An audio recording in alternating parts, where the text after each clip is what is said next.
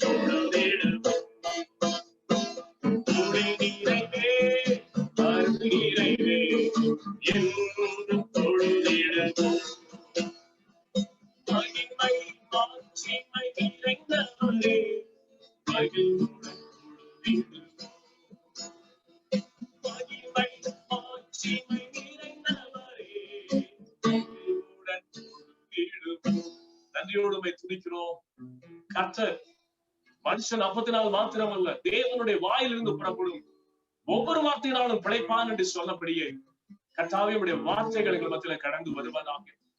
இது வனாந்தரத்திலே கொடுக்கப்பட்ட மன்னாவை போல் அல்ல, அதை புசித்தவர்கள் மரித்தார்களே.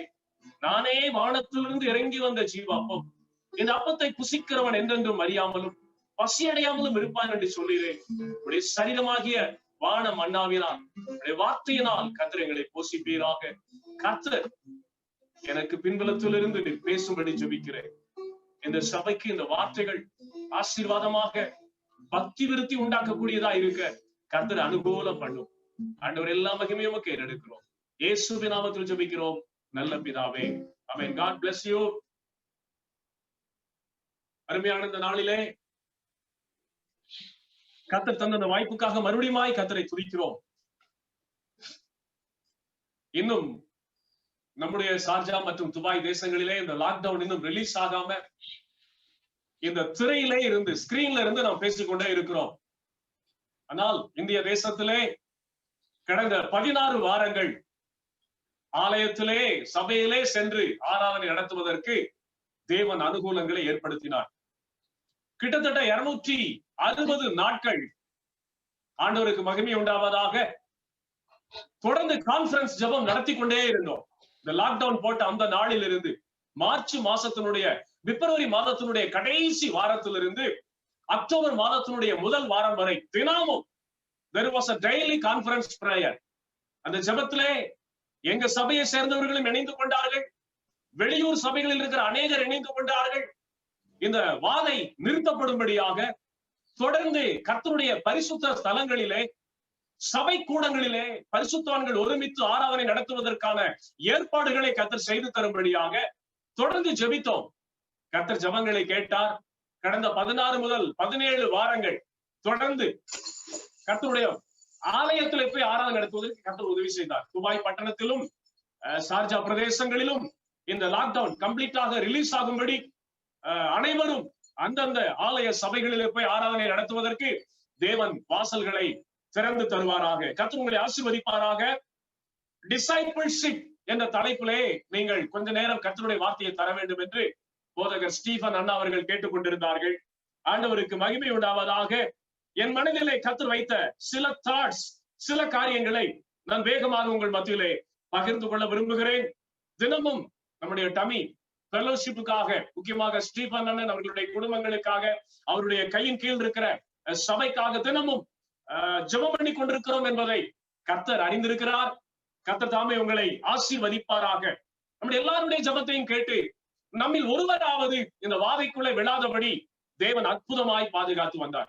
ஒருவரும் இந்த வாதையில விழுந்து விடாதபடி, கோர அழிவுகள் சபைக்குள்ளே வராதபடி தேவன் அற்புதமாய் பாதுகாத்தார். பார்வோனுக்கு தேவன் சவால் கொடுத்தார். என்ன கொடுத்தார்? என் ஜனத்துக்கும் உன் ஜனத்துக்கும் ஒரு வித்தியாசத்தை நான் ஏற்படுத்துவேன். I will cause a difference between you and my people. உன் தேசத்தை, உன் ஜனத்து மேல் வருகிற வாதை என் ஜனத்துக்குள்ளே வராதபடி அவர்களை நான் காக்கிற தேவன் என்பதை தேவன் எகிப்திலே ஒவ்வொரு வாதையும் அனுப்பின போதும் he was so faithful to protect his own people. தம்முடைய ஜனத்தின் மேல் எகிப்தை அடித்த வாதை வராதபடி தம்முடைய ஜனத்தை காக்கிறதில்லை. அவர் மிகுந்த பாரமுள்ளவராக, மிகுந்த கரிசனை உள்ளவராக இருந்தார். அதைத்தாவது நாட்களிலே செய்து கொண்டிருக்கிறார். சபைக்குட்பட்ட கர்த்தருக்கு முன்பாக தங்களை பரிசுத்தப்படுத்தி கர்த்தரை தங்கள் இருதயத்திலே நினைத்துக் கொண்டு ஒரு பிரதிஷ்டையோடு வாழ்கிற ஜனம் ஒருவர் மேலாவது அந்த வாதை வராதபடி கர்த்தர் இன்றைக்கும் நம்மை பாதுகாத்து வந்தார். இந்த 2021 கூட மகா கேடான கொடுமையான வருஷமாகவே சம்பவிக்கும் என்று அநேக பரிசுத்தவான்கள் இந்திய தேசத்திலே தீர்க்க தரிசனம் சொல்லி இருக்கிறார்கள். வாதை இரட்டித்து பெருகும், அதனால் வரக்கூடிய மரணத்தின் கூக்குரல் பயங்கரமாய் இருக்கும். ஆனாலும் எனக்கு பயந்து என் வசனத்தை காத்துக் கொள்கிறவர்களை நானும் வரப்போகிற சோதனை காலத்துக்கு விலக்கி காப்பேன் என்று தேவன் வாக்கு கொடுத்திருக்கிறார். ஆகையினால இந்த நாட்களிலே எவ்வளவு நேரம் ஜெபத்தில் இருக்க முடியுமோ, எவ்வளவு நேரம் தனி ஜெபத்திலே, ஐக்கிய ஜெபத்திலே நாம் திரும்ப திரும்ப கூடி தேவ சமூகத்தில் நிற்க முடியுமோ அவ்வளவு தூரம் நிற்பதற்கு நம்மை நாமே ஒப்பு கொடுப்போம். கர்த்தர் தாமே நம்மை ஆசீர்வதிப்பாராக. பிரியமானவர்களே, தமிழ்நாட்டிற்கு முதல் சுவிசேஷத்தை கொண்டு வந்த முன்னோடிகளிலே பெயர் பெற்ற ஒரு தேவ மனிதன் ரிங்கிள் தபையர் என்று தமிழ் கிறிஸ்தவ சரித்திரம் கூறுகிறது. Ringeltaube is the forerunner to came to India and proclaim for gospel. தமிழ்நாட்டிற்கு முதல் சுவிசேஷத்தை கொண்டு வந்த முன்னோடியான பரிசுத்தவான்களிலே மகா முக்கியமானவராக பார்க்கப்படுகிறவர் ரிங்கிள் தபையர் என்று சொல்லக்கூடிய ஒரு தேவ மனிதன். அவர் இளம் வயதிலே இந்திய தேசத்திற்கு வந்து நாகர்கோயில், கன்னியாகுமரி, திருவனந்தபுரம் போன்ற இடங்களிலே கடந்து போய் கர்த்தருடைய வார்த்தையை அதிக தீவிரத்தோடு கூட அவர் பிரஸ்தாபம் பண்ணி பல இடங்களிலே அடிக்கப்பட்டு, பல இடங்களிலே ரத்தம் சிந்தி, பல இடங்களிலே கொசு கடியினாலும் வெயில் நாளும் பயங்கரமாய் பாதிக்கப்பட்டு இந்திய மண்ணிலே, தமிழக கிறிஸ்தவ மண்ணிலே மரித்த பரிசுத்தவான்களில் அவரும் ஒருவராக எண்ணப்படுகிறார். அவர் தமது வேத புத்தகத்தினுடைய முதல் பக்கத்திலே the first page of his Bible அதுல என்ன எழுதியிருந்தார்னா, ஒரு கிறிஸ்தவம் என்று சொல்வது எல்லா ஆசீர்வாதங்களையும் பெற்று எல்லா நன்மையையும் பெற்று செழிப்பின் மேல் செழிப்படைந்து ஜெயத்தின் மேல் ஜெயமடைந்து ஆசீர்வாதமாய் வாழ்ந்தேன் என்று சொல்வதா உண்மை கிறிஸ்தவம்? இல்லாவிட்டால் இரட்சகரை அறிகிற அறிவின் மேன்மைக்காக, இரட்சகரை பிரஸ்தாபப்படுத்துவதற்காக எனக்குள்ள எல்லாவற்றையும் இழந்து, எனக்குள்ள எல்லா ஆசீர்வாதங்களையும் எல்லா நன்மைகளையும் என் ஆண்டவருடைய ராஜ்யத்துக்காக இழக்க கொடுத்து என்னையே வெறுமையாக்கி நஷ்டத்தின் மேல் நஷ்டத்தை சந்தித்து உளுத்து போன மரம் போல என் வாழ்க்கையை நான் முடித்துக் கொண்டேன் என்று சொல்வதா கிறிஸ்தவம் என்று 2 கேள்விகளை எழுதி வைத்திருந்தார். Is Christianity is full of prosperity? கிறிஸ்தவம் என்பது செழிப்பின் வாழ்க்கையா? கிறிஸ்தவம் என்பது ஆசீர்வாதத்தின் மேல் ஆசீர்வாதத்தை அனுபவிக்கிற ஒரு ஜீவியமா? அல்லது கிறிஸ்தவம் என்பது ஜெயத்தின் மேல் ஜெயத்தை அனுபவிக்கிற வெற்றி வாழ்க்கையா? இல்லாவிட்டால் கிறிஸ்தவம் என்பது எல்லாவற்றையும் ஆண்டவருக்காக இழக்க கொடுத்து ஆண்டவருடைய ராஜ்யம் இந்த மண்ணிலே என்னுடைய தலைமுறையிலே எஸ்டாப்ளிஷ் பண்ணப்படுவதற்காக என்னையே உரமாக விதைக்கிற ஒரு வாழ்க்கையா? அவர் சொல்லுகிறார், I am the second type Christian. உளுத்து போன மரம் போல எல்லாவற்றையும் ஆண்டவருக்காக இழந்து, எல்லாவற்றையும் ஆண்டவருடைய ராஜ்யத்துக்காக இழக்க கொடுத்து, என் சரீரத்தையும் சுகத்தையும் என் ஜீவனையும் இரத்தத்தையும் ஆண்டவருக்காக ஒப்பு கொடுத்து உளுத்து போன மரம் போல என்னையே விதைக்க கொடுத்தேன். அதுதான் கிறிஸ்தவம் என்று சொல்கிறார். Discipleship is not an enjoyment. It is continuously facing the loss after loss in order to extend the kingdom of the master. ஆண்டவருடைய ராஜ்யத்தை விஸ்தரிப்பதற்கு எதையெல்லாம் இழக்க முடியுமோ, எதையெல்லாம் விலையா கொடுக்க முடியுமோ, எதையெல்லாம் நஷ்டம் என்றும் குப்பை என்றும் எண்ண முடியுமோ அதெல்லாம் கர்த்தருக்காக விட்டு கொடுத்து உளுத்து போன ஒரு மரம் போல தன்னை ஆக்கிக் கொள்வதுதான் ரியல் டிசைபிள்ஷிப் என்று நான் சொல்லவில்லை. ரெங்கிள் தவையர் என்கிற ஒரு கர்த்தருடைய மனிதன் சொல்லுகிறார். அவர் ஒரு இடத்திலே கன்னியாகுமரி பட்டணத்திலே தீவிரமாக ஒரு தெருவில் நின்று பிரசங்கித்துக் கொண்டிருந்த போது ஒரு ரவுடி அங்கே வருகிறார். பயங்கரமான ஒரு பலவந்தமான ரவுடி. அவன் சொல்றான், இயேசுவை இந்த இடத்திலே பிரசங்கிப்பதை நிறுத்திவிடு, இல்லாவிட்டால் உன்னுடைய ரத்தத்தை உறிஞ்சி குடித்து உன்னுடைய குடலை எடுத்து என் கழுத்துல மாடை போட்டுக் கொண்டு நான் போவேன் என்று சொன்ன போது அந்த மிரட்டுதலுக்கு ரெங்கிள் தவையர் பயப்படவில்லை. அவர் சிரித்தார். நான் உன்னை கொல்ல போகிறேன் என்று என்னுடைய பலமான பட்டயத்தை ஏந்தி கொண்டு நிற்கிறேன், நீ என்னை பார்த்து சிரிக்கிறாயே, சாவின் மேல் கொஞ்சமும் உனக்கு பயம் இல்லையா என்று சொன்ன போது அவர் சொன்னாரா, என்ன கொன்னைய ரத்தத்தை குடிப்பேன்னு சொன்னையே, அதை உடனே செய், do it immediately. ஏனென்றால் என்னுடைய சரீரம் முழுவதும் இயேசுவின் ரத்தம் ஓடிக்கொண்டிருக்கிறதுனாலே, இது என்னுடைய சுய ரத்தம் அல்ல, it is the blood of Christ. இயேசு கிறிஸ்துவின் ரத்தம் என் சரீரம் முழுவதும் பாய்ந்து கொண்டிருக்கிறதுனாலே அந்த ஒரு சொட்டு ரத்தம் இந்த மண்ணில் சிந்தப்பட்டாலும் அது எனக்கு ஆதாயம். அந்த ஒரு சொட்டு ரத்தத்தை நீ குடிப்பாயானால் நீயும் என்னை போல இந்த வேத புத்தகத்தை எடுத்துக்கொண்டு ஆண்டவருடைய சீசனாய் நீ மாறி விடுவாய், செய்வதை சீக்கிரமாய் செய் என்று சொன்னாராம். அவன் பயந்து போனான். எத்தனை பேரை கொண்டிருக்கிறோம், இந்த மனிதன் இத்தனை தைரியமாய் சொல்லுகிறானே, இந்த மனிதனுக்குள் ஏதோ ஒரு விசேஷம் இருக்கிறது என்று சொல்லி உங்கள் இயேசுவை குறித்து சொல்லுங்களையா என்று அவன் சத்தியத்தை கேட்டு ரட்சிக்கப்பட்டு அவருக்கு அவன் உதவியாளனாக இருந்ததாக ரெங்கிள் தவையரை குறித்து சரித்திரங்கள் சொல்லுகிறது. சுகமாய் வாழ்ந்து பழகிவிட்டோம், எல்லா சௌரியங்களோடு வாழ்ந்து பழகிவிட்டோம், எல்லா கம்ஃபர்ட்ஸ்ல வாழ்ந்து பழகிட்டோம். ஒரு சீசன் என்பது அப்படிப்பட்டவன் அல்ல. He is losing and losing and losing his everything, his job, his incomes, his economy, his welfares, and yet to get everything he is getting ready to lose to bring glory to his master. அந்த ஆண்டவருக்கு மகிமையை கொண்டு வருவதற்கு எதையெல்லாம் இழக்க கொடுக்க முடியுமோ அதை இழக்க முன் வருகிறான். அதைத்தான் இந்த வேத பகுதியில நாம் வாசித்தோம். இன்றைக்கு இந்த டிசைபிள்ஷிப் என்கிற இந்த தத்துவம் அல்லது இந்த theme of the cross is wrapped out. சிலுவை அல்லது சிலுவையை குறித்த உபதேசம், சிலுவைக்காக வாழ்கிற வாழ்க்கை என்பது இன்றைக்கு இருக்கிற கிறிஸ்தவத்திலே முற்றிலும் மறுக்கப்பட்டு விட்டது. ஆசீர்வாதம், அற்புதம், வசதி, வாய்ப்பு, சகல மேன்மை, இதைத்தான் இன்றைக்கு இருக்கிற கிறிஸ்டியானிட்டியில நான் போக்கஸ் பண்றோமே ஒழிய, today present day Christendom and the present day churches, they completely forget the cream of the theme of the cross. சிலுவையினுடைய மகிமையை, சிலுவையினுடைய ஆசீர்வாதத்தை, சிலுவையினால் வரக்கூடிய மேன்மையை இன்றைக்கு சபைகள் மறந்து விட்டது. நான் உங்களுக்கு சொல்ல விரும்புகிறேன், கர்த்தருடைய நாமத்துக்கு ஸ்தோத்திரம். ஒரு சபைக்குள்ளே 3 விதமான ஆட்களை நாம் பார்க்க முடியும். அல்லது கிறிஸ்துவத்திலே எத்தனை விதமான மனிதர்கள் இருக்கிறார்கள் என்று நீங்கள் கேட்பீர்கள். ஆனால் the 3 ranks of people in Christianity, the 3 ranks of people in Christendom, கிறிஸ்துவ உலகத்திலே 3 விதமான நிலைகளை கொண்டவர்களை கர்த்தர் வைத்திருக்கிறார். நம்பர் 1, முதலாவதாக அவர்களை விசுவாசிகள் என்று நாம் சொல்லுகிறோம். அப்போஸ்தலர் 2ஆம் அதிகாரம் 40ஆம் வசனத்துக்கு நீங்க கீழே போவீர்களானால், விசுவாசிகளான மனிதர் ஒரே இருதயம் உள்ளவர்களாக அப்போஸ்தலருடைய ஐக்கியத்திலும் ஜெபத்திலும் உபதேசத்திலும் நிலைத்திருந்தார்கள் என்று சொல்லி பார்க்கிறோம். The believers, the first rank is the believers. இவர்கள் ஆண்டவரை கண்டுகொண்டார்கள், பாவங்கள் மன்னிக்கப்பட்டது, கர்த்தருடைய இரத்தத்தால் கழுவப்பட்டார்கள், அபிஷேகம் பண்ணப்பட்டார்கள். அவர்களுக்கு என்று ஒரு போதகர் இருக்கிறார், அவர்களோடு கூட சேர்ந்து ஆராதிப்பதற்கு ஒரு சிறிய பெரிய கூட்டம் இருக்கிறது. அவர்கள் கர்த்தரை ஆராதிக்கிறார்கள், பரிசுத்த திருவிருந்தை எடுத்துக் கொள்கிறார்கள்.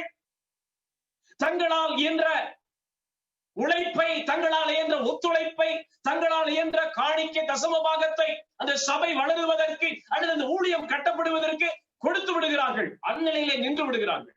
They are the believers. They worship the Lord weekly, sometime midweek, sometime weekly once. They gather together and they worship with their own team members, and they listen to sermons, and they obey the doctrine of the pastor, and they give their tithe and offerings to extend the kingdom of God or the church. அவங்க அங்கே நின்று விடுகிறார்கள். அவர்கள் believers, விசுவாசிகள். ஆண்டவருக்கு ஸ்தோத்திரம். இரண்டாவதாக நாம் பார்க்கும்போது, எபேசியருக்கு எழுதின நிருபம் 1ஆம் அதிகாரம் 1ஆம் வசனம், கொலோசியருக்கு எழுதின நிருபம் 1ஆம் அதிகாரம் 2ஆம் வசனம், இந்த 2 வசனங்களை பார்க்கும் பொழுது இரண்டாவது ஒரு கூட்டத்தை கர்த்தர் வைத்திருக்கிறார். பரிசுத்தவான்கள், the saints of God. விசுவாசிகளிலிருந்து சற்று உயர்ந்த நிலைமையை உடையவர்கள். விசுவாசிகள் என்பவர்கள் கீழ்த்தரமானவர்கள் அல்ல, பாவிகள் அல்ல. They came to Christ, they are washed by the blood of Christ, and they worship the Lord, and they uphold the ministry, mission, churches. அதோடு அவர்கள் நின்று விடுகிறார்கள். அதற்கு மேல் ஒரு பெரிய அர்ப்பணிப்பை அவர்களிடத்திலே நாம் எதிர்பார்க்க முடியாது. They are simply believers. அவர்கள் சாதாரண விசுவாசிகள். They follow Christ in certain commitment. ஒரு குறிப்பிட்ட அர்ப்பணிப்போடு இயேசுவை பின்பற்றி வருகிறார்கள். சபைக்கு செய்ய வேண்டியதை செய்கிறார்கள், ஊழியத்துக்கு தர வேண்டியதை தருகிறார்கள், ஆராதனை செய்யும் போது ஆராதனை செய்கிறார்கள். That's all. அதை விட தாண்டி அடுத்த நெக்ஸ்ட் லெவல் இருக்கிறது. The saints, பரிசுத்தவான்கள். நான் பரிசுத்தராய் இருக்கிறது போல நீங்களும் பரிசுத்தராய் இருங்கள் என்று சொன்ன ஆண்டவருடைய வார்த்தையை பிடித்து அன்றாடம் தங்களை சுத்திகரித்து, தங்களை கழுவி, தங்கள் பிரதிஷ்டையை காத்துக்கொண்டு பரிசுத்தத்தை வாஞ்சிக்கிற ஒரு சுத்தமான கூட்டத்தான் saints, பரிசுத்தவான்கள்.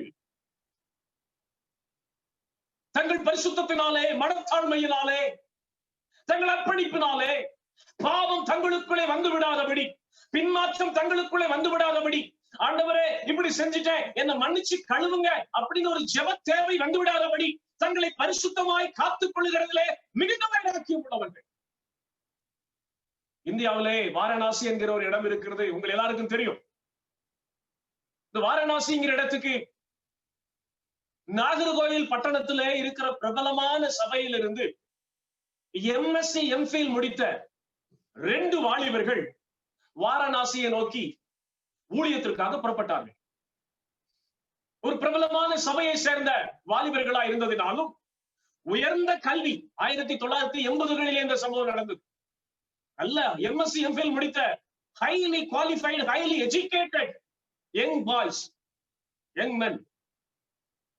போதகர்கிட்ட போய் சொன்னாங்க, எங்க 2 பேத்துக்கும் வட இந்தியாவை குறித்த தரிசனத்தை கர்த்தர் தருகிறார், வாரணாசிக்கு போய் ஊழியம் செய்ய வேண்டும் என்று ஒரு பாரத்தை கர்த்தர் தருகிறார், போதகரே எங்களை அனுப்புங்கள் என்று சொன்ன போது அவர் சொன்னார், நம்முடைய சபையில் ஆயிரக்கணக்கான விசுவாசிகள் இருக்கிறார்களே, ஏன் எனக்கு ஒரு உதவி போதகராக இருந்து நீங்கள் ஊழியம் செய்யக்கூடாது? நம்முடைய சபை மேம்படுவதற்கு ஏன் உங்கள் உழைப்பை தரக்கூடாது? ஒன்றுமே இல்லாத, பாசைகள் தெரியாத, என்ன நடக்குது தெரியாத இடத்துக்கு ஏன் நீங்க போறீங்க? அப்படி போகாதீங்க. அவர் எவ்வளவு தடுத்தான். இந்த வாலிபர்கள் கேட்கவில்லை. எங்களுக்கு அதிக பாரமா இருக்கிறது, நாங்கள் போகட்டும் என்று சொல்லி வாரணாசிக்கு போனார்கள். தங்குவதற்கு இடமில்லை. பகலெல்லாம் சில இந்தி மொழியிலே அச்சடிக்கப்பட்டிருக்கிற இந்த டிராக்ஸை கையில எடுத்துக்கொண்டு அங்கே தெரு தெருவாக போவார்கள். அவர்களுக்கு தெரிந்த உடைந்த இந்திய பேசி ஜனங்களுக்கு சத்தியத்தை சொல்லுவார்கள்.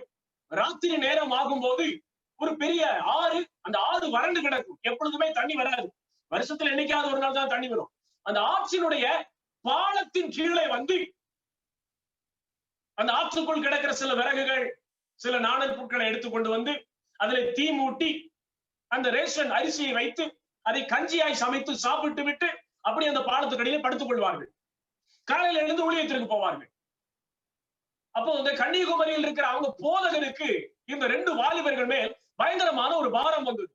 இப்படி போனானுங்க, என்ன ஆனானுங்க, எங்க இருக்கிறானுங்க, இவங்களை யார் சப்போர்ட் பண்றா, எங்க தங்கியிருக்காங்கன்னு சொல்லிட்டு அவர் அவர்களுடைய விலாசத்திற்கு எப்படியோ தொடர்பு கொண்டு போனார்.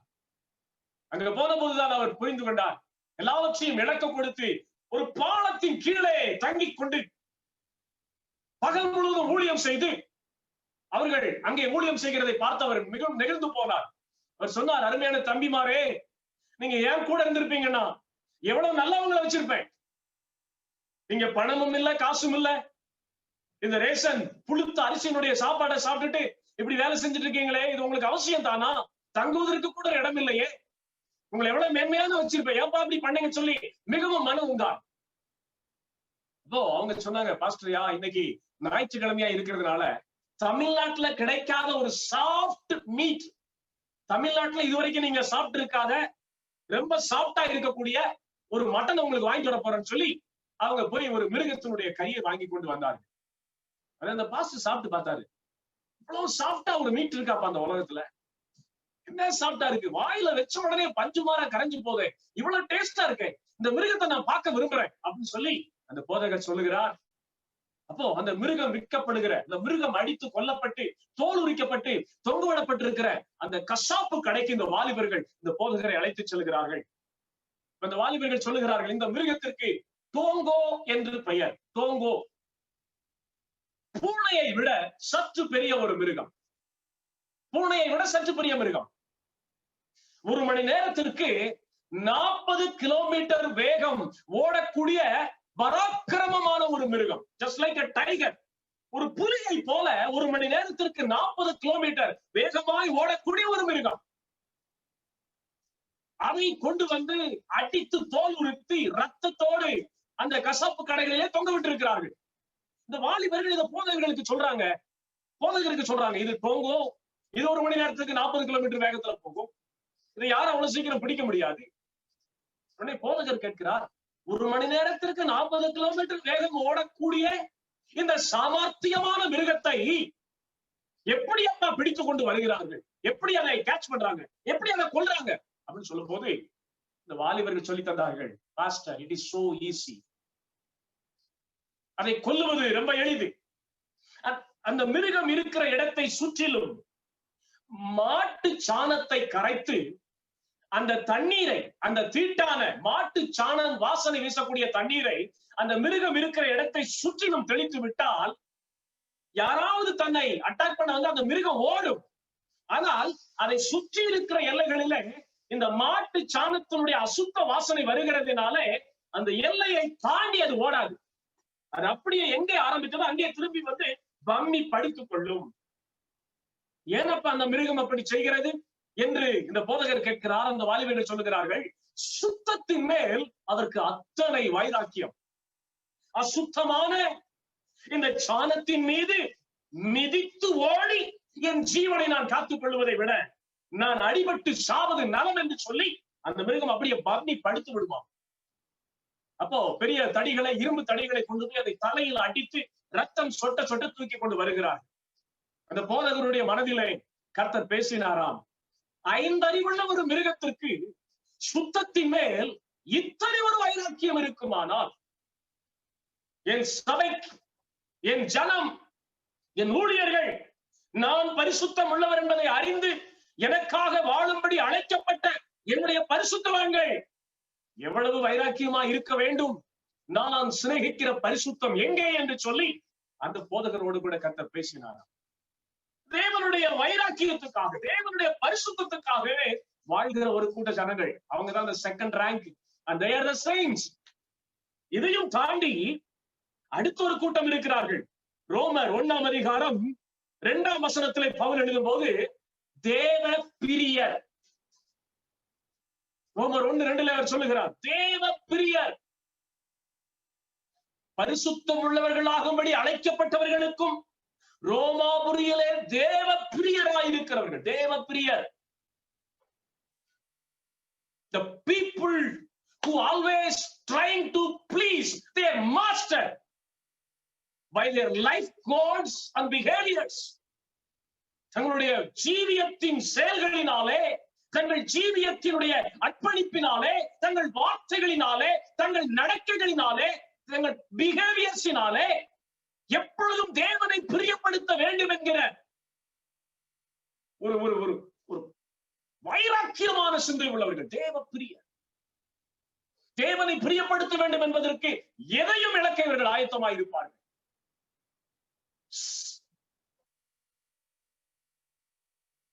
They will be getting ready to lose anything in order to please their master. They will be ready to lay their own life down to please their master. தன் எஜமானை பிரியப்படுத்துவதற்கு தன் ஜீவனையும் துச்சமா எண்ண பழகி கொண்டவர்கள் தேவ பிரியர். அவர்களைத்தான் நாம் சீசர்கள் என்று சொல்லுகிறோம். The disciple is a person who always getting ready to please his master.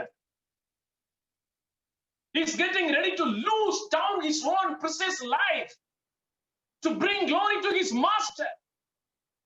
இந்த பூமியில் இருக்கிற ஒவ்வொரு நாளும் தன்னை அழைத்த தன்னுடைய எஜமானை பிரியப்படுத்துவதற்கு எதையும் செய்ய துணிந்தவன்.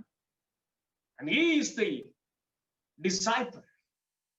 ஆண்டவருக்கு மகிமை உண்டாவதாக. வேதாகம கல்லூரியில் இப்படி சொல்லிக் கொடுத்தார்கள், a disciple is a person who disciplined his life to follow the footprints of his master. தன் எஜமானுடைய அடிச்சுவடுகளை பின்பற்றி போவதற்காக தன்னை ஒழுங்குபடுத்திக் கொண்டவன். தன்னை ஒழுங்குபடுத்தி, he is a person who has disciplined his lifestyle to follow the footprints of his master.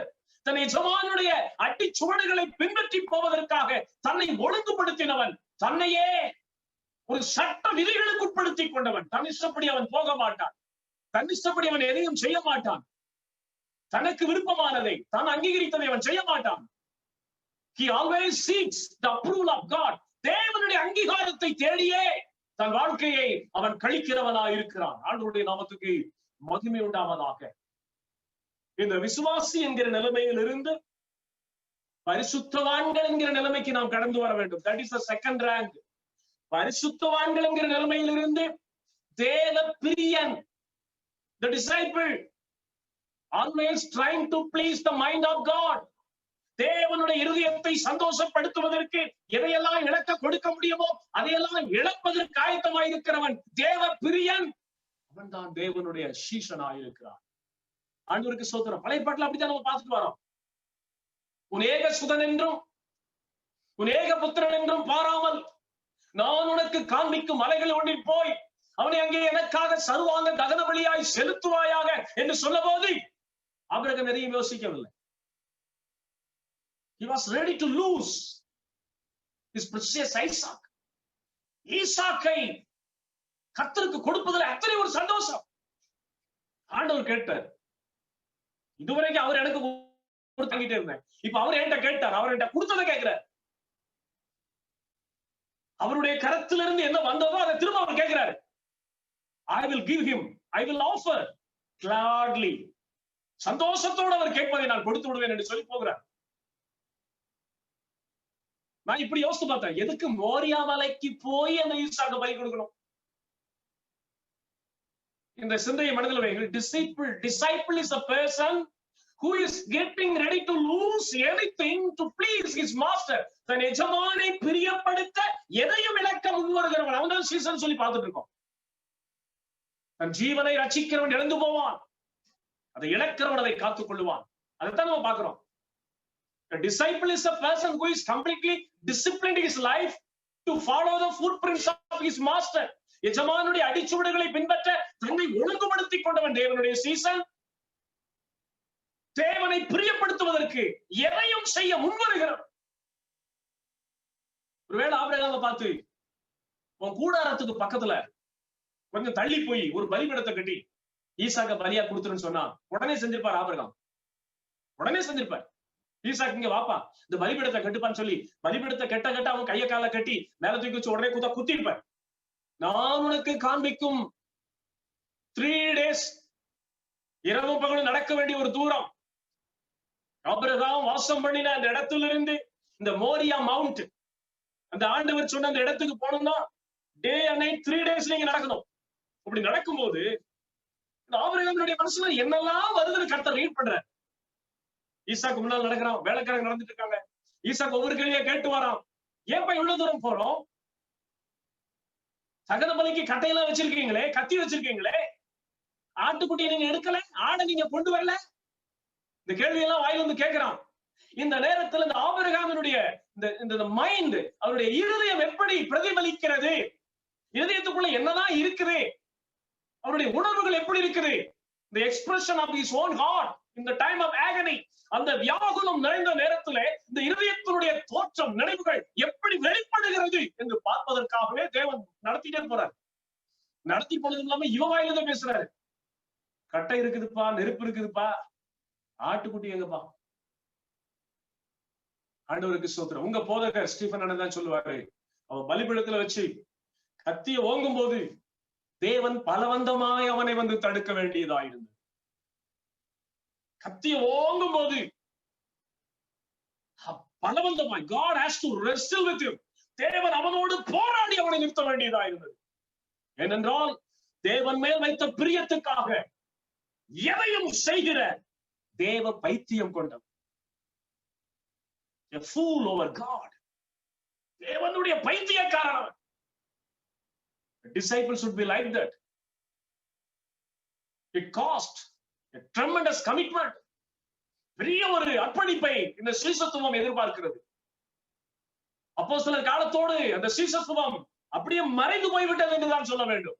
இன்னைக்கு விசுவாசிகள் இருக்கிறார்கள், பரிசுத்தவான்கள் இருக்கிறார்கள். தேவனுடைய ராஜ்யம் விஸ்தரிக்கப்பட எதையும் தன் ஜீவனையும் இழக்க கொடுக்க வேண்டிய சீசர்கள் இன்னைக்கு மறைந்து போனார்கள் என்றுதான் சொல்ல வேண்டும். Hardly here is someone and there someone. இங்க கொஞ்சம் பேர், அங்க கொஞ்சம் பேர், அப்படிதான் இருக்கிறாங்க. ஆண்டவருடைய நாமத்துக்கு மகிமை உண்டாவதாக. இரண்டாவதாக நாம் பார்க்கிற போது இந்த மத்தேயுல நம்ம வாசித்தோம் இல்லையா, 16:24 இருந்து 26 வரைக்கும், தன் ஜீவனை ரட்சிக்க விரும்புகிறவன் எனக்கு சீசன் ஆயிருக்க மாட்டான். மத்தேயு 10ஆம் அதிகாரம் 37 இருந்து 39 வரைக்கும் வாசிக்கும் போது, தன் தகப்பனையாவது தாயையாவது என்னிலும் அதிகமாய் நேசிக்கும், தன் மனைவியையாவது தன் பிள்ளையாவது என்னிலும் அதிகமாய் நேசிக்கிறவன், தன் வீட்டையாவது தன்னுடைய நிலத்தையாவது தன்னுடைய சொத்தையாவது என்னிலும் அதிகமாய் நேசிக்கிறவன், he will not be my disciple. Sisana is the person who disciplined his lifestyle to follow the footprints of the master. எஜமானுடைய அடிச்சுவடுகளை பின்பற்ற தன்னை ஒழுங்குபடுத்திக் கொண்டவன் season. And the disciple is someone who is getting ready to lose anything for his master's business. இங்க சீசனுக்கு அடுத்தவனுடைய ஆண்டவருடைய அந்த விட அவனுக்கு பெருசா அந்த உலகத்துல எதுவுமே இல்லை. There is nothing is too higher than the love of the master. எஜமானுடைய அன்பை விட, எஜமானை விட பெருசா அந்த உலகத்துல எதுவுமே அவனுக்கு இல்ல அப்படிங்கிற ஒரு mentality, pattern of the mind. There is nothing greater than the love of my master.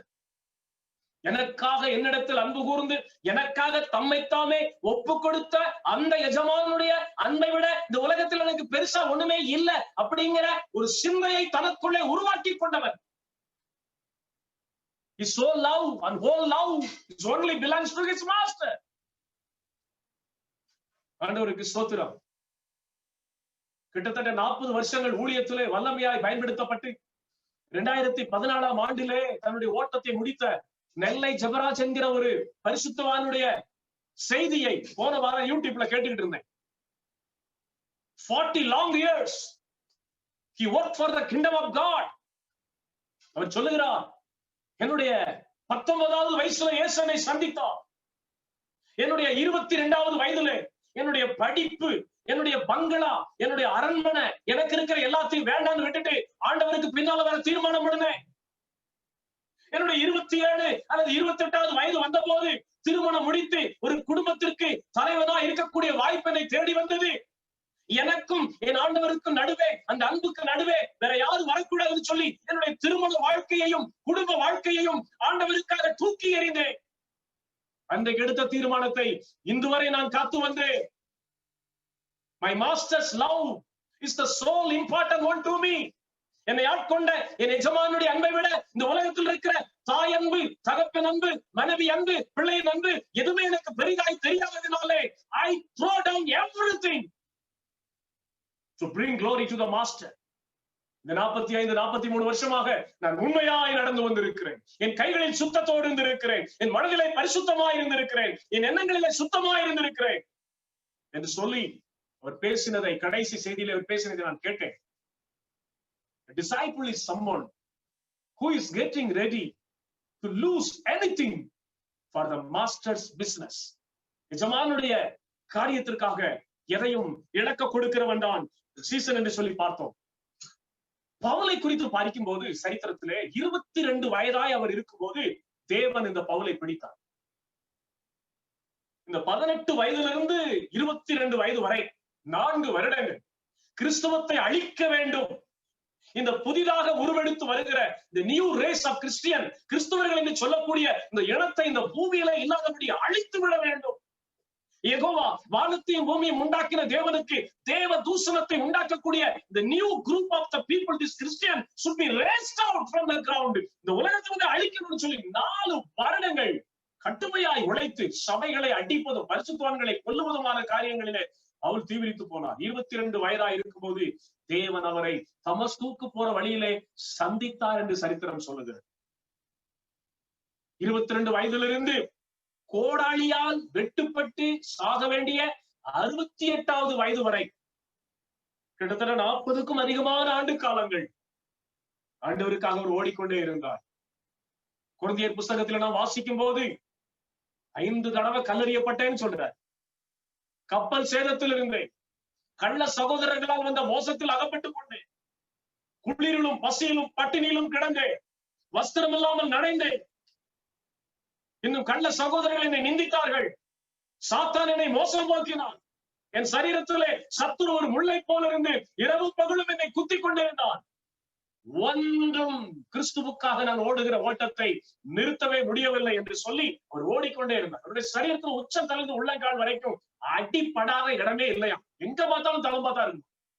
இயேசு கிறிஸ்துவுக்கு அடுத்தபடியாக இயேசுவை போல சத்தியத்துக்காக அடிக்கப்பட்ட ஒரு பாத்திரம் பவுல். அதுக்கப்புறம் யாரும் அந்த மாதிரி அடி வாங்கவே இல்லை வரைக்கும். கர்த்தருடைய நாமத்துக்கு ஸ்தோத்திரம். இப்ப கடைசி அவருக்கு கோடாலியால வெட்டி அவரை கொல்லணும்னு சொல்லி the death sentence was propagated. அந்த மரண அந்த தண்டனை அங்கே அவருக்கு எழுதப்பட்டு விட்டது. அவர் இந்த சிறையில இருக்கிறார், நாட்களை எண்ணிக்கொண்டிருக்கிறார். கடைசி நிருபங்களான இந்த பிலிப்பியருக்கு எழுதின நிருபங்கள் எல்லாம் எழுதுகிறார். சந்தோஷமாயிருங்கள் சந்தோஷமாயிருங்கள் எழுதுகிறார். அவர் மரிப்பதற்கு 2 நாளைக்கு முன்பு ஆண்டவர் பவுலிடத்திலே தரிசனமாகி இப்படி கேட்டாராம், பவுலே, 40 வருஷங்களுக்கு மேலாக என் ஊழியத்தை செய்து வருகிறாயே, உனக்கு நான் வல்லமையை தந்திருந்தேனே, வரங்களை தந்திருந்தேனே, நீ விரும்புகிற ஆவிக்குரிய ஆசீர்வாதங்களை தந்திருந்தேனே, நீ போற இடமெல்லாம் என்னை குறித்த அறிவின் வாசனையை வெளிப்படுத்தக்கூடிய கிருபை உனக்கு வச்சிருந்தனே, நீ நிக்கிற இடமெல்லாம் ஜனங்கள் திரளாய் கூட்டம் கூட்டமாய் ஓடி வந்து உன் கால்களில் விழுந்தார்களே, காணிக்கையை தந்தார்களே, பணத்தை தந்தார்களே, நீ அநேக அற்புதங்களை செய்ததினாலும் அநேகருக்கு சுகத்தை தந்ததினாலும் ஏராளமான பிசினஸ் பீப்புள், ட்ரேடர்ஸ், வியாபாரிகள் தங்களுடைய பணத்தை எல்லாம் கொண்டு பாதத்துல வச்சாங்களே 40 வருஷமா, நீ உனக்குன்னு ஒண்ணுமே செய்யலையாப்பான்னு கேட்டாரா கர்த்தர். ஒரு வீட கூட உனக்குன்னு கட்டிக்கலையா? உனக்குன்னு ஒரு இடத்த கூட நீ வாங்கிக்கலையா?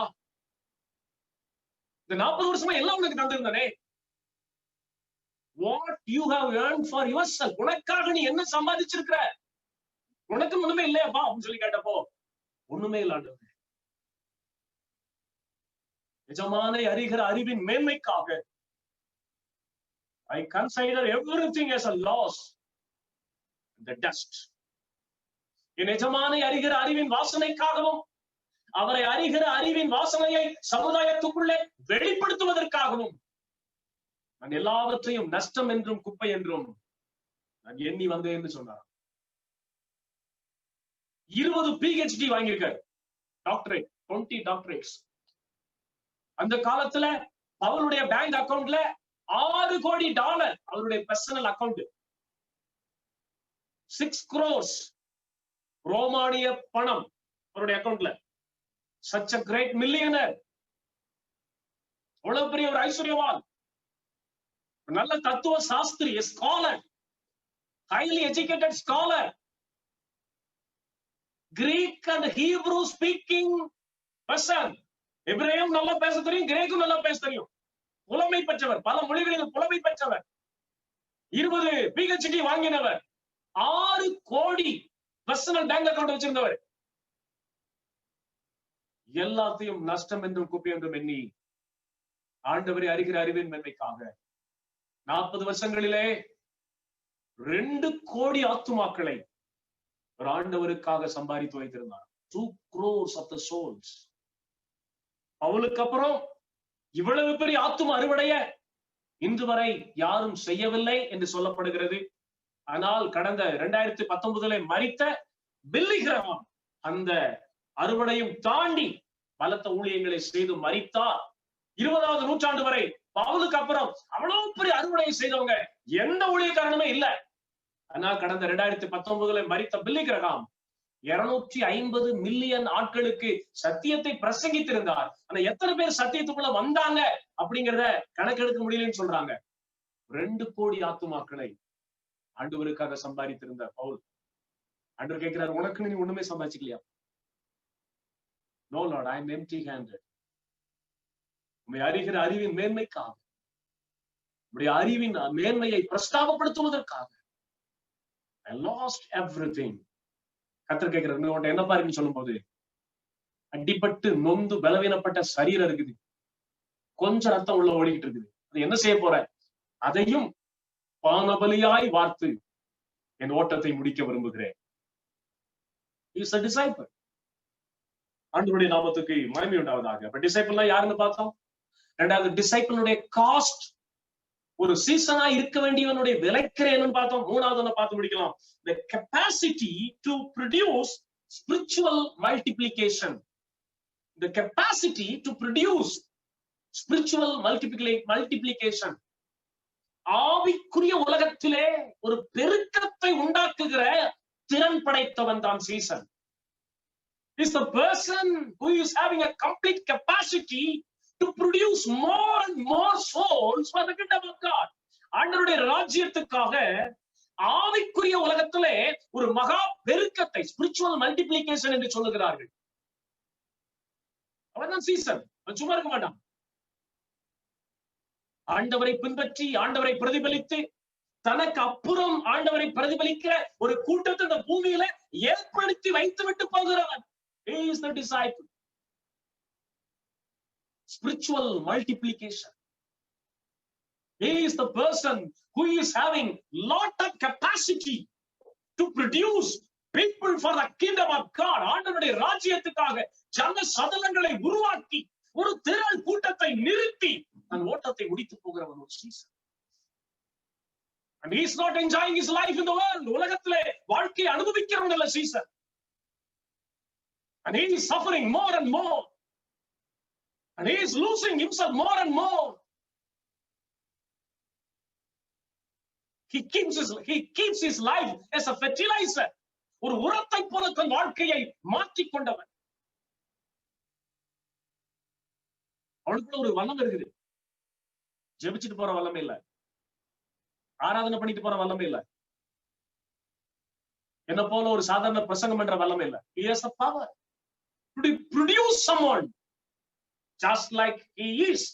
தான் தன் எஜமானுடைய அடிச்சுவடுகளை பின்பற்றுவது போல தன்னை போல இன்னொருவனை உருவாக்குகிறவன், தன்னை போல இன்னொரு சிலரை ஆண்டவருடைய ராஜ்யத்துக்காக பொறுக்கி எடுத்து அவர்களை உருவாக்குகிறவன். அப்படிப்பட்ட ஒரு எக்ஸாம்பிளரி லைஃப். ஆண்டவருடைய நாமத்துக்கு ஸ்தோத்திரம். இங்கிலாந்து தேசத்திலே ஜார்ஜ் பியர்சன் என்று சொல்லக்கூடிய சாதாரண ஒரு துணி தைக்கிற டெய்லர், தையல்காரன். அவருக்கு அவ்வளவு படிப்பு கிடையாது, ஏதோ பேசுவார், அவ்வளவு படிப்பு அவருக்கு கிடையாது. ஜார்ஜ் பியர்சன் அவருடைய பெயர்.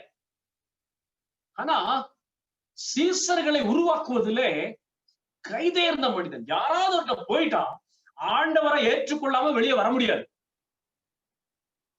அவருடைய தாழ்மை, God's kind of love, தேவ ரகமான அன்பு, அவருடைய கனிவான வார்த்தைகள், his simple lifestyle, எளிய அணுகுமுறை, வாழ்க்கை எல்லாம் பார்த்துட்டு யாரும் இயேசு ஏற்றுக்கொள்ள வர முடியாது, யாரையும் விட மாட்டார். ஜார்ஜ் பியர்சன் அவர் மரித்தார். திரள் கூட்ட சீசர்கள் அழுது கொண்டே போனார்கள் அவருடைய செத்த சரீரத்தை தூக்கிக் கொண்டு. He is not a great preacher, bombastic man of doing wonders and miracles. He is a simple vessel in the hand of the Lord, an ordinary trailer.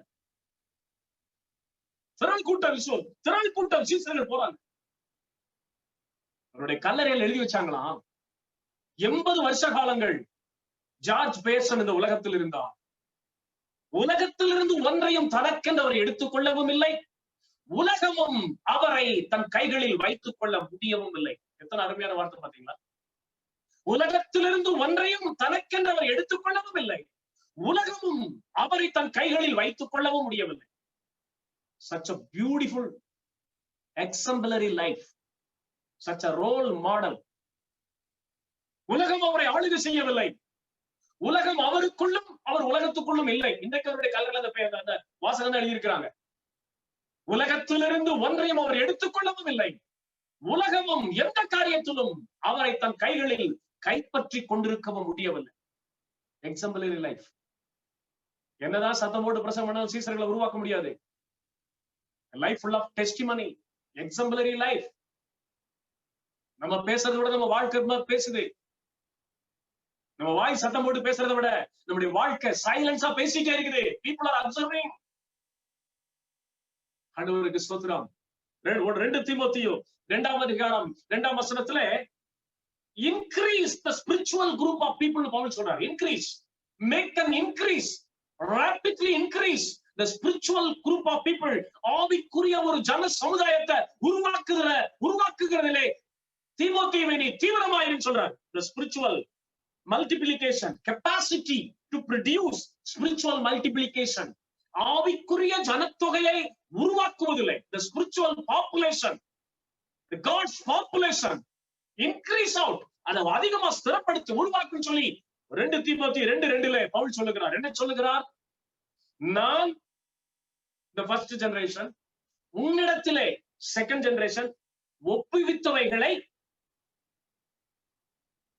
மற்றவர்களுக்கு போதிக்கத்தக்கதாக தேர்ட் ஜெனரேஷன் உண்மையுள்ள மனுஷர்களிடத்திலே ஒப்புவி. அந்த ஸ்பிரிச்சுவல் மல்டிபிளிகேஷனுடைய பார்முலாவே அங்கதான் இருக்கு. 2 தீமோத்தேயு 2:2 தீமோத்தேயுவே, நான் உன்னிடத்திலே ஒப்புவித்ததை உனக்குள்ள வச்சுக்காத. Don't keep it within you and enjoy yourself. உனக்குள்ள வச்சிட்டு நீ சந்தோஷப்பட்டுட்டு இருக்காத, என்ஜாய் பண்ணிட்டு இருக்காத. Release what I have committed in your hand. உன்னை நம்பி உனக்குள்ள என்ன கொடுத்தனோ அத மற்றவர்களுக்கு, அப்படியே மற்றவர்களுக்கு கொடுக்கக்கூடிய உண்மையுள்ள மனுஷனுக்கு கொடுத்து விடு. இந்த சுவிசேஷம் உனக்கு நான் சொன்ன சுவிசேஷம், உன் மேல கடந்து வரும்படி நான் செய்த அந்த அபிஷேகம், அந்த கிருபை வரங்களை வச்சு நீ உன்னை மேன்மைப்படுத்தாத, உன்னை பெரிய ஆளாக்காத. மற்றவர்களை தொடக்கூடிய, மற்றவர்களை ஆண்டவருடைய ராஜ்யத்துக்குள் இழுத்து வரக்கூடிய உண்மையுள்ள மனிதர்கள் யார் என்று பார்த்து உனக்கு நம்ம ஒப்பு கொடுத்தாலே அவங்ககிட்ட கொடுத்துரு. உண்மையுள்ளவங்க அவங்க அதை மற்றவங்கள்ட்ட கொடுப்பாங்க. அப்படியே போயிட்டே இருக்கும். The spiritual fire will be spreading forth time after time. அதுதான் பவுலுடைய மனசு. எனக்கு ஒரு சீசனை உண்டாக்கிட்டேன், என்ன போல ஒரு மனுஷனை உருவாக்கி வச்சிட்டேன் அப்படிங்கிறது இல்ல. என் காலத்துல உன்னை உருவாக்குறது போல உன்னுடைய காலத்துல உண்மையுள்ள மனிதர்கள் யார் என்று பார்த்து அவர்களை உருவாக்கி உன்னிடத்திலே கொடுத்த கிருபை வரங்களை, உனக்கு நான் கொடுத்த கர்த்தரால் வந்த அபிஷேகத்தை, கர்த்தரிடத்திலிருந்து பெற்றுக்கொண்ட வார்த்தைகளை உனக்குள்ள அடக்கி வைக்காம release to the faithful man so that they will release to other group of people, and then finally a great amount of spiritual population, ஒரு பெரிய ஆவிக்குரிய ஜனத்தொகை உருவாகும்படியாக இதை செஞ்சுக்கிட்டே இரு அப்படின்னு சொல்லிட்டு போனார். எத்தனை அருமையான வசனம் அது. நான் உன்னிடத்தில் ஒப்புவித்ததை மற்றவர்களுக்கு போதிக்கத்தக்கதாக உண்மையுள்ள மனுஷர்களுக்கு ஒப்புவித்து விடு. கிருபையை நம்மளே வச்சுக்கிட்டு இருக்கிறோம். ஆசீர்வாதத்தை நமக்குள்ளே வச்சு நம்மளே என்ஜாய் பண்ணிட்டு இருக்கிறோம். சாட்சி சொல்றேன், என்ன கர்த்தர் பாதுகாத்தாரு, கர்த்தர் என் கூட இருந்தாரு, கர்த்தர் என்ன ஆசீர்வதிச்சாரு, கர்த்தர் என் வறுமையை மாத்தினாரு, தரித்திரத்தை மாத்தினாரு, நோயை மாத்தினாரு. எதுக்காக கர்த்தர் இதெல்லாம் செய்யறாரு? What is the reason that God protect you? What is the reason that God healed you? What is the reason that God delivers you? What is the reason that God keeps his blessing on you? Is it enjoying within yourself? உனக்குள்ளே வச்சுக்கிட்டு அதை enjoy பண்ணிட்டு இருக்கா? இல்ல இல்ல இல்ல இல்ல. To increase a spiritual population, to bring glory to the Master God, ஆண்டவருக்கு மகிமையை கொண்டு வரக்கூடிய ஒரு ஆவிக்குரிய கூட்டத்தை பெருக்குவதற்காக தேவன் அந்த கிருபையை தந்தார், தேவன் அந்த ரட்சிப்பை தந்தார், தேவன் அந்த அபிஷேகத்தை தந்தார், தேவன் அந்த ஆசீர்வாதத்தை தந்தார். உள்ளே வச்சுக்கிறோம், வெளியே விட மாட்டேங்கிறோம். அதனால சபை பெருக மாட்டேங்குது. அதனால கிறிஸ்டியானிட்டி மேல வரல. அதைத்தான் சொல்றேன். இன்னைக்கு விசுவாசிகள் இருக்கிறாங்க, பரிசுத்தவான்கள் இருக்கிறாங்க. தன்னைத்தானே துச்சம் என்று தன் ஜீவனையும் நஷ்டப்படுத்த விரும்புகிற சீசர்கள் இன்றைக்கு குறைந்து விட்டார்கள், இல்லாமல் போனார்கள். அதனாலதான் சபை அந்த தேக்க நிலைமையில கிறிஸ்டியானிட்டி அப்படியே இருக்குது. சுவிசேஷத்தின் வல்லமை பயங்கரமா இருந்தும் அது அநேகரை பிடிக்காத பட்சத்தில் அப்படியே தேங்கி கிடக்கிறது. நீங்கள் நானும் நினைக்கிற மாதிரி இந்த டிசைபிள்ஷிப் அப்படிங்கிறது it is not a new testament idea. இது பழைய ஏற்பாட்டிலே இருந்திருக்கிறது என்று நான் உங்களுக்கு சொல்ல விரும்புகிறேன். தேவனை இரண்டு விதத்திலே பிரிக்கிறார்கள் theological scholars. God of particularism, God of universalism. தேவன் ஒரு குறிப்பிட்ட ஜாதிக்கு, சமுதாயத்துக்கு மாத்திரமே அவர் தேவனாய் இருக்கிறார். பர்டிகுலரிசம். வேற யாருக்கும் அவர் தன்னை வெளிப்படுத்துவதில்லை, வேற யாருக்குள்ளும் அவர் கிரியை செய்ய விரும்புவதில்லை. இதற்கு யாத்திராம புஸ்தகம் 19ஆம் அதிகாரத்தை அவர்கள் காண்பிக்கிறார்கள். நீங்கள் என் வசனத்தை உள்ளபடி கேட்டு என் சத்தத்தை கேட்டு எனக்கு பிரியமானதை செய்தால் பூமி முழுவதும் உங்களையே என்னுடைய சொந்த சம்பத்துகளாக எடுத்துக் கொள்வேன், நீங்கள் எனக்கு பரிசுத்த ஜனமும் ஆசாரிய கூட்டமுமா இருப்பீர்கள் என்று இஸ்ரவேலை பார்த்து கர்த்தர் சொன்னார். You are my own people, there is no other people for me, and you are my royal priest, and I will go after none. நான் உங்களுக்கு தவிர வேற யாருக்குமே போக மாட்டேன்னு சொல்லி கர்த்தர் பேசுகிறார். நீங்களே பூமி முழுவதும் என்னுடைய சொந்த ஜனமும் என்னுடைய பரிசுத்த ஜனமும் ஆசாரிய கூட்டமுமா இருப்பீர்கள் என்று சொன்னார். இதான் அந்த இஸ்ரவேலருக்கு அதான் பெரிய ஒரு கெத்து. எங்களை மட்டும்தான் ஆண்டவர் தெரிஞ்சுக்கிட்டார். எங்களுக்குள்ளதான் அற்புதம் நடந்துச்சு, எங்களுக்குள்ளதான் தீர்க்கதரிசிகள், முற்பிதாக்கள் எங்களுடையவர்கள், ஆராதனை எங்களுடையது, நியாயப்பிரமாணம் எங்களுடையது, வாக்குத்தத்தங்கள் எங்களுடையது, ராஜாக்கள் எங்களுடையவர்கள். We are his own possession. There is no other people can come closer to God. வேற யாரும் எங்கிட்ட வர முடியாது. We are the own asset of God. நாங்க தான் தேவனுடைய சொந்த சொத்து. அதத்தான் யோவான் ஞானஸ்நானம் உடைச்சான். நாங்கள் ஆபிரகாமின் பிள்ளைகள் என்று சொல்லிக் கொள்ளாதிருங்கள். தேவன் இந்த கல்லுகளினாலே பிள்ளைகளை உருவாக்க வல்லவராக இருக்கிறார். So that is particularism. தேவன் ஒரு குறிப்பிட்ட ஜாதிக்கு மாத்திரம். ஆனா அதே சமயத்துல யூனிவர்சலிசம் இல்லை. தேவன் மாம்சமான எல்லாருக்கும் கர்த்தராக இருக்கிறார். அதுக்கு வசனத்தை எழுதி வச்சிருக்காங்க. சகல ஜனங்களே கை கொட்டி தேவனை ஆர்ப்பரியுங்கள், சகல ஜாதிகளே ராஜாவுக்கு முன்பாக தாழ விழுந்து பணியுங்கள், சகல ஜாதிகளே கர்த்தரை தேடுங்கள், அவரே ராஜனும் கர்த்தாதி கர்த்தனுமா இருக்கிறார். இயேசு கிறிஸ்து ரத்தம் சிந்தனையின் மூலமாய் சகல ஜாதிகளும் தேவனண்டை சேரக்கூடிய வாசலை கர்த்தர் திறந்து விட்டார். கர்த்தருக்கு ஸ்தோத்திரம். The discipleship is not an idea from the New Testament era. புதிய ஏற்பாட்டு காலத்திலிருந்து எழும்பி வந்ததில்லை சீசத்துவம். It is there in the Old Testament itself. நம்ம அங்க படிக்கிறோம் சகரியா 8ஆம் அதிகாரம் 23ஆம் வசனத்தை பாருங்கள். சகரியா 8:23. The discipleship, திரள் கூட்டம் மக்கள் உருவாக்கப்பட்டு, a spiritual population திரளாய் வர்த்திக்கப்பட்டு, வானத்து நட்சத்திரங்களைப் போல திரள் கூட்ட மக்கள் என்னை அறிகிற அறிவில இருந்து என்னை அவர்கள் கண்டறிய வேண்டும் அப்படின்னு கர்த்தர் பேசி இருக்கிறார். சகரியா 8:23 கர்த்தர் சொல்லுகிறார், அந்நாளிலே படிங்க யாராவது 8:23 8:23 சகரியா. Somebody could read. அந்நாட்களில் பலவித பாஷணைக்காரராகிய புறஜாதியாரில் 10 மனுஷர் ஒரு யூதனுடைய வஸ்திரம் தொங்கலை பிடித்துக் கொண்டு, தேவன் உங்களோட இருக்கிறார் என்று கேள்விப்பட்டோம், ஆகையால் உங்களோடு கூட போவோம் என்று சொல்லி அவனை பற்றி கொள்வார்கள் என்று சேனைகளின் கர்த்தர் சொல்லுகிறார் என்றார். பாருங்க, நம்ம போய் சொல்றது இல்ல. It is not we go to proclaim. The lifestyle that reflects the master's characters, எஜமானுடைய தெய்வீக சுபாவத்தை வெளிப்படுத்துகிற ஒரு வாழ்க்கை நமக்குள்ள வரும்போது, புறஜாதியில 10 பேர் வருவானா, இந்த பக்கம் 5 பேர் அந்த பக்கம் 5 பேர் வந்து நம்முடைய வஸ்திரத்தை பிடிச்சுக்கிட்டு, we recognize that the Lord God is with you. தேவனாகிய கர்த்தர் உன்னோடு மாத்திரம் இருக்கிறார். நீ ஆராதிக்க போகிற இடத்திற்கு நாங்களும் போவோம் என்று அவனை பற்றி கொள்வார்கள். That is the real revival. நம்ம கத்துறது இல்ல, நம்ம போய் ஊழியம் செய்யறது, நம்ம ஊழியம் செய்யணும்.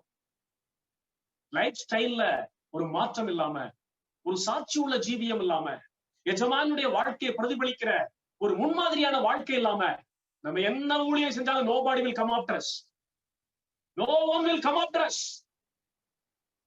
அதுதான் சங்கீதத்துல உங்க போதகர் சொன்னார், தேவ பிரசன்னம் ஜனங்களை பாதிக்கிறது. நம்ம மேல இருக்கிற தேவ பிரசன்னம், தேவ பிரசன்னத்துக்கு இருக்கக்கூடிய அந்த பிரதிஷ்டை, இதை பார்க்கிற போது ஜனங்கள் ஓடி வருகிறார்கள். ஓடி வந்து நம்ம சொல்ல வேண்டாம், அவங்க வந்து நம்ம வஸ்திரத்தை பிடித்துக் கொண்டு, புறஜாதிகளில் 10 பேர் ஒரு யூதனை, அப்ப ஒரு விசுவாசிக்கு 10 பேருனா 10 விசுவாசிக்கு 100 பேரு. The disciples are increasing. ஒரு விசுவாசிக்கு 10 பேர் வந்து சட்டையை பிடிச்சுக்கிட்டு காடி சுத்தி கர்த்தர் உன்னோடு கூட இருக்கிறோம், அதை அறிந்து கொண்டோம், நாங்களும் உன்னோடு கூட வருகிறோம்.